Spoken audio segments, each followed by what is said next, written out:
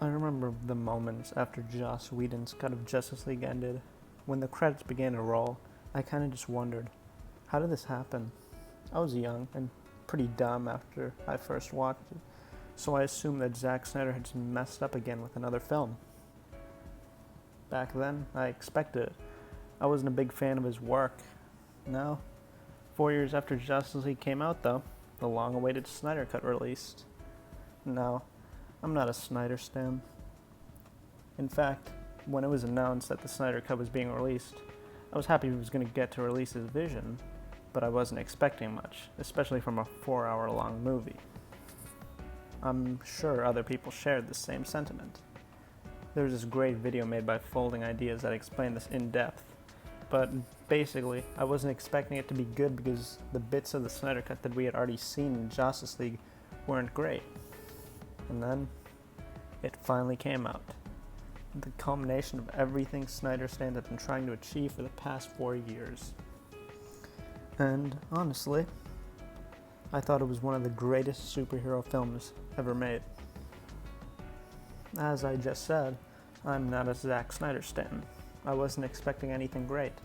If anything, I only hoped for a more coherent version of the movie. But it blew me away. It wasn't like any other superhero movie made before. It was dark, yes, but it was hopeful. It was grand in its stakes, but it didn't spend most of the time focused on plot. This movie proved that Zack Snyder really put so much care into honoring these beloved characters. It had all of Zack Snyder's directorial hallmarks, his slow motion, his dark cinematography, but it was still visually beautiful. It was engaging. So in this video, I just want to take some time to explain why I love the Snyder Cut so much, and why I think there will never be another movie like it ever again. I think the major part of why Justice League failed was because it lacked a soul. A soul is really what separates a movie from a good movie. Obviously, the Whedon cut had absolutely no soul. It cut every piece of good character work and most of the people of color in the film that were in Zack Snyder's cut, leaving us with bland characters, cheesy lines, and a completely plot-driven movie.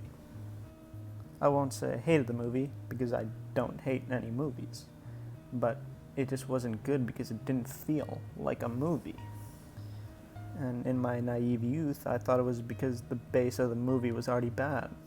But as Snyder's proven, that wasn't the case. The Snyder Cut's extra runtime focused not on boxes, but on the heart and soul of the movies, the human parts of these superhumans. Batman came full circle from his start in Batman v Superman. I didn't care for him much in that movie, but in this one, I actually cared about how hopeful he was. He's not cynical despite all that's going on and all that he's been through. He's hopeful that the heroes he brought to save the world, no matter how inexperienced they may be, can actually do that. Aquaman starts off as a jaded hero, kind of like Batman in Batman v Superman. He doesn't want to help anyone, not even his own people. But he knows that he has to do it, because as much as he hates the world, he lives in it, so he has to fight for it. Wonder Woman doesn't change herself, but she stands as a symbol of hope in a dark time. Even before the end of the movie, she proves that there's still hope in a darkening world. And I especially love that first scene where she saves all the children from terrorists. In Justice League, it was a pretty bland scene, but in this one, it was full of hope. Superman, well, he's in the movie the whole time. In fact, the lack of his presence is the driving force of everything in the movie. But his moments on the Kent farm resonate greatly. Batman spent most of Batman v Superman trying to prove that Clark didn't have humanity in him, but he's proven wrong. But Superman's first moments show that perception of a god with no soul. But seeing the woman he loves, seeing his family, restores his humanity, because even though he is an alien, he's more human than most.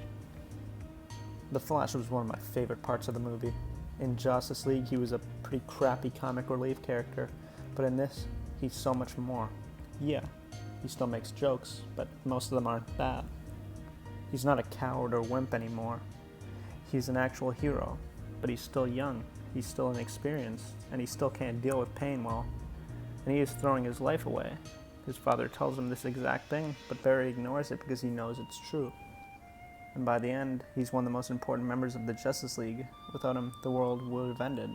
He proves that he hasn't thrown his life away, and that he is one of the best of the best. And then there's Cyborg.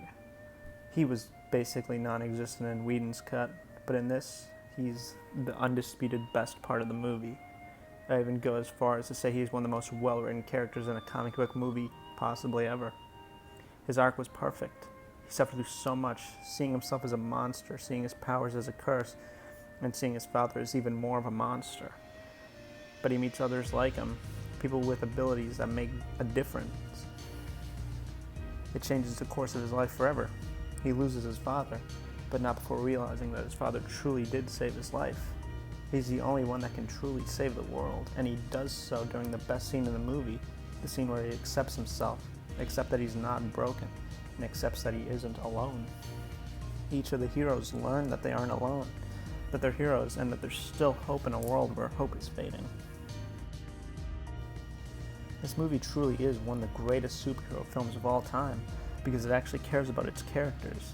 That's part of why there won't be a movie like it for a long time, especially in the way it was released. And the fact that the Snyder fans managed to get Warner Bros. To release the cut, the fact that Snyder got to release this movie in the memory of his fallen daughter, it's beautiful. After the pain he went through, he didn't deserve what happened to him 4 years ago. He didn't deserve to be cut out of his own universe after the death of his daughter. And maybe we won't get a Snyderverse, which kind of sucks considering how much I want to see it now. But at least we got this beautiful, heart-filled, 4-hour-long epic. And really, we have to thank the Snyder stands for some of this. Sure, a lot of them can be mildly annoying, some of them can be terrible people, and some can make a bunch of dumb statements, but some of them are good people that want to see the movie come out, and a lot of them raise money for suicide awareness. The fact that they were able to pressure a studio into releasing a director's cut is insane, and it makes it one of a kind of a movie. Studio meddling happens often, and I think that what was done to Zack was terrible, and it's terrible to every filmmaker that happens to. But to Zack especially, because it was at such a terrible time in his life. But the fact that the studio managed to rectify some of their mistakes is pretty cool, to put it simply. I hope we do get to see the rest of Snyder's saga, though, because now Snyder managed to make a film that cares, a film that's filled with hope, and that's what a superhero film should be.